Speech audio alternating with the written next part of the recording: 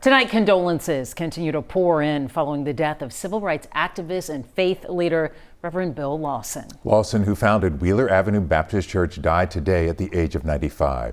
Jason Miles live at the church with more on Lawson's legacy. Jason?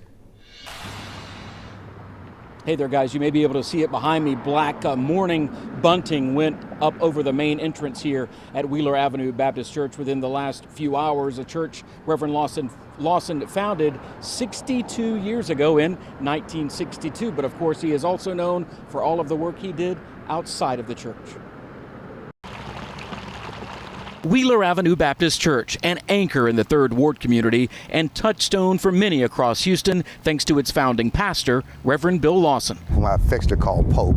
NAACP Houston president and longtime pastor of his own church, Bishop James Dixon, first met Lawson as a teenager and is among those who learned from him in the decades that follow. You could talk to someone on the streets in Houston right now who says, I got food because of Reverend Lawson's advocacy, but you can go right downtown and talk to a CEO or chairman of the board at a Fortune 500 company who will say, I listened and learned and sat at the feet of the same man, Reverend Lawson. Lawson hosted Dr. Martin Luther King Jr. in Houston months before King's assassination, when other congregations were dissuaded with him. I said, well, if other churches will not welcome you, I will. As Wheeler Avenue Baptist grew from a white clapboard building to what it is today, as did Lawson's impact, from addressing homelessness to legal representation for those without it. He even participated in more recent demonstrations like this one following the death of Houston native George Floyd.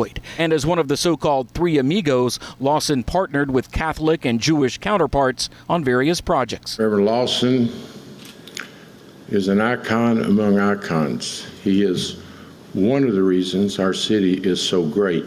A man whose passing sparked a lot of reaction today and from whose life, Dixon says, many could learn. I'd just like to say that Houston has lost a gentle giant.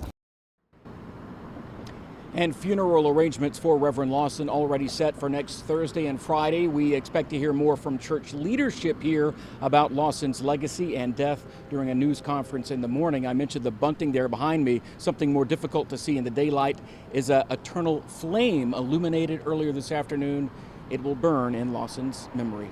Reporting live from Wheeler Avenue Baptist in the Third Ward, Jason Miles, KHOU 11 News. I have such fond memories, thank you, Jason, of Reverend Lawson, such a gentleman, sitting and talking to him. He reminds me of what he did in the 60s. I think about the former great Congressman John Lewis about getting into good trouble. Yes. This is what Lawson was doing, but in a very quiet, dignified way. I was just about to say, that's the thing about Reverend Lawson that I will miss so much. Such a quiet man, a quiet voice, but such a powerful person and a person of influence. Before we go to break, a look back at Reverend Lawson's remarkable life. I came here in August of 1955. He served as the director of the Baptist Student Union and a professor at Texas Southern University. In Houston, Lawson raised money to bail out his students unjustly arrested protesting segregation. He quickly found himself at the forefront of integrating Houston. Lawson continued to champion civil rights and social justice reform through the years. He ushered in positive change decade after decade. A man of great poise and respect.